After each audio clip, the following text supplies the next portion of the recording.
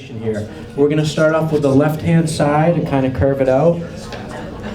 So, all right.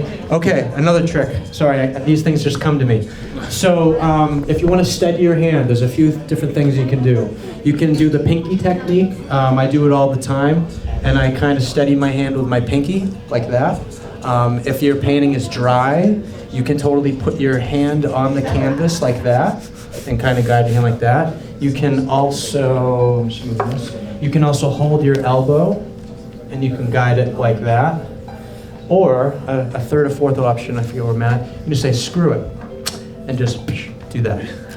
Whatever your cocktail is, you wanna, whatever type of person you are, that's what you want to do. So you're going to start off with the sail.